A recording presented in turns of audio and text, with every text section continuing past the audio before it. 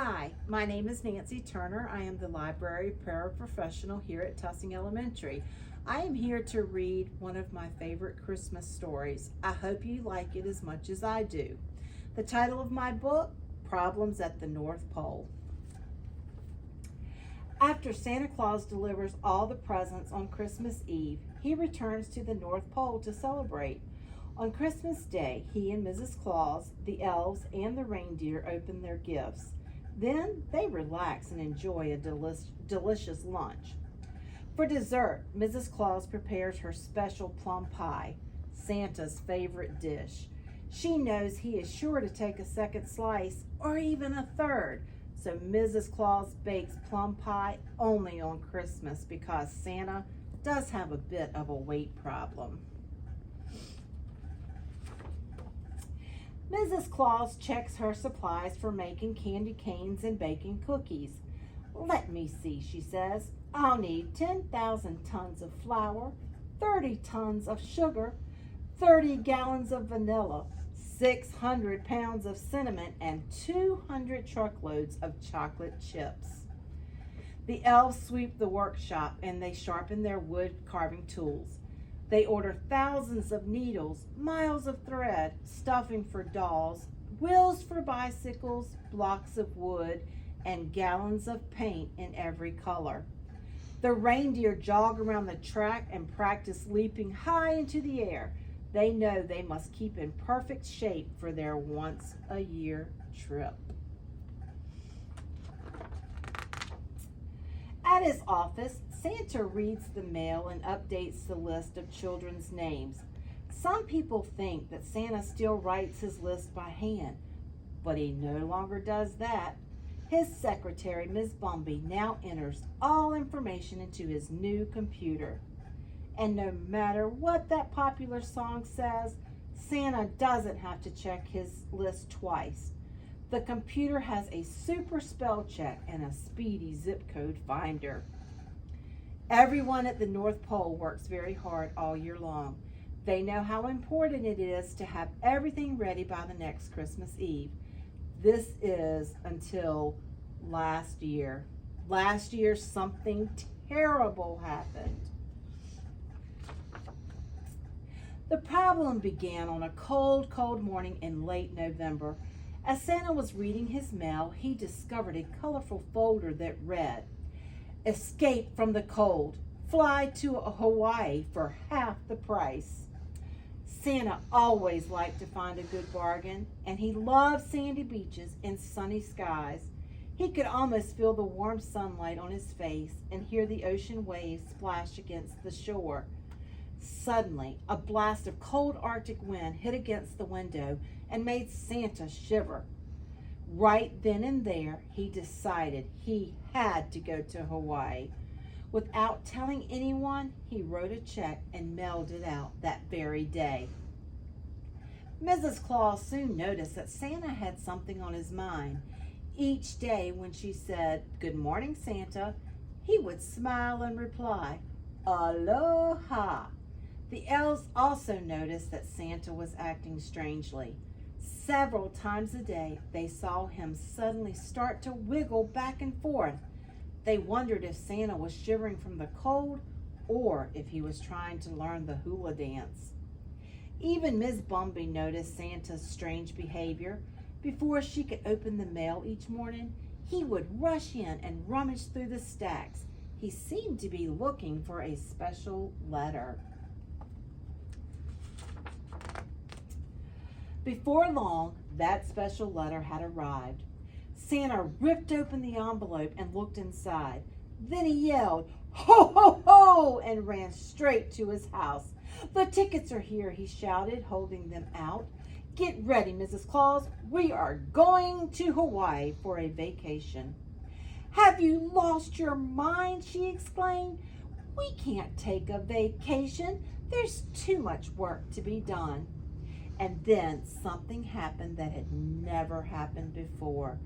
Mr. and Mrs. Claus had an argument. Minutes later, Santa stomped out of his house carrying his suitcase. "Well, then I'll just go to Hawaii without you," he announced. And that's exactly what Santa did. He jumped onto his jet-propelled skis, and with a puff of smoke, he headed across the snow towards the airport. The elves, Miss Bumby, and the reindeer didn't know what to do, so they just kept on working.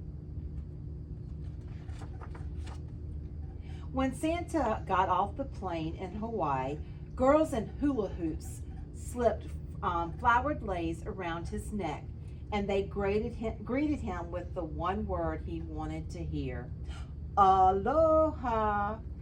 During his vacation, Santa enjoyed sunning himself on the beach and swimming in the ocean. He even learned to ride a surfboard, and Santa didn't worry about a thing.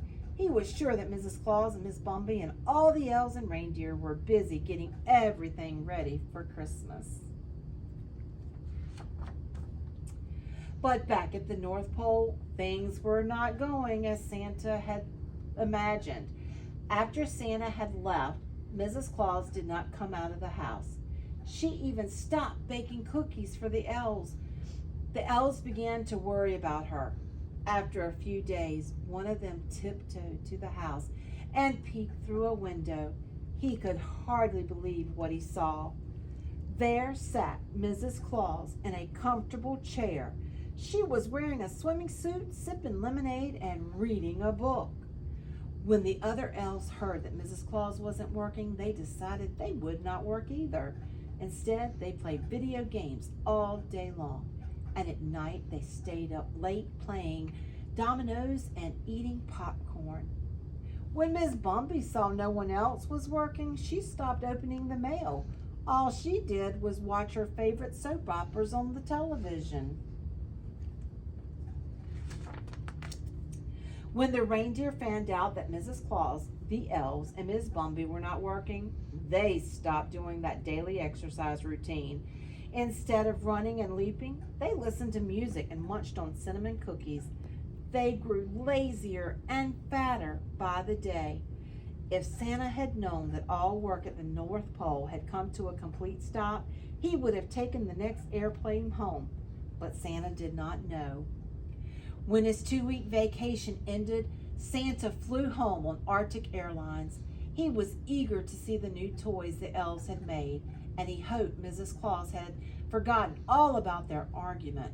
Perhaps she had even baked some extra cookies just for him.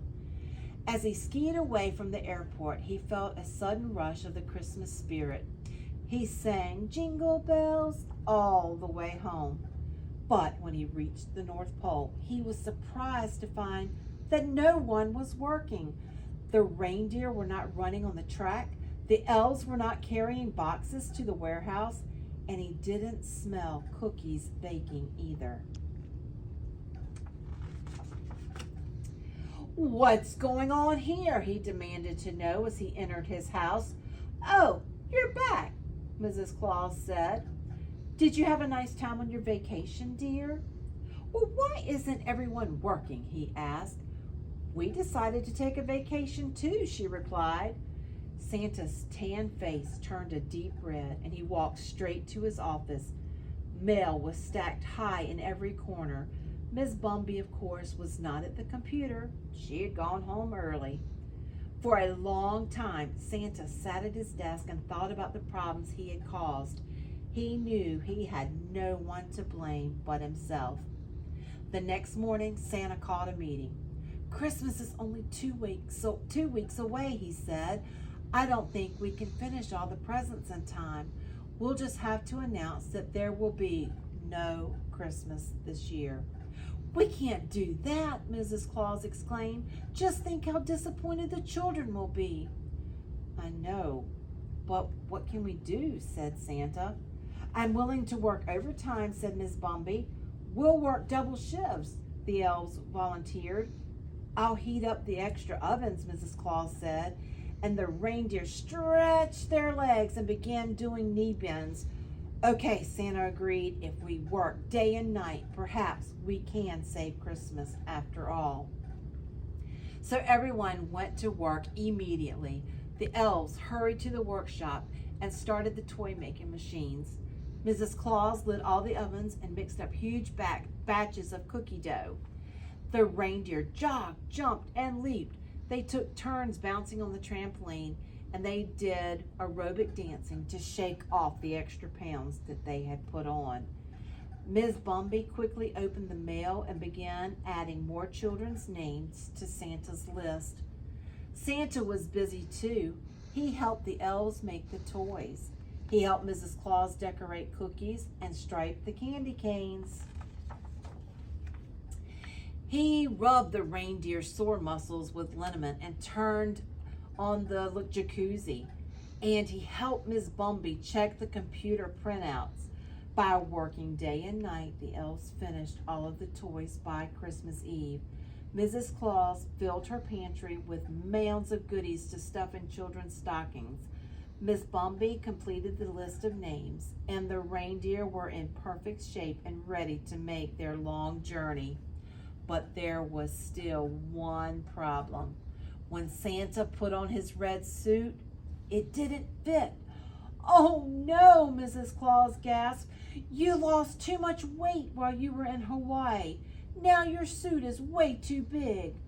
Thinking quickly, she handed Santa a pair of suspenders and told him to fasten them to his trousers. Then she stuffed pillows under his jacket. "You're thin enough to eat all the plum pie you want this year," she said with a smile. "I'll do just that," Santa laughed, and he and Miss Claus hurried outside. Everyone cheered as Santa climbed onto his sleigh.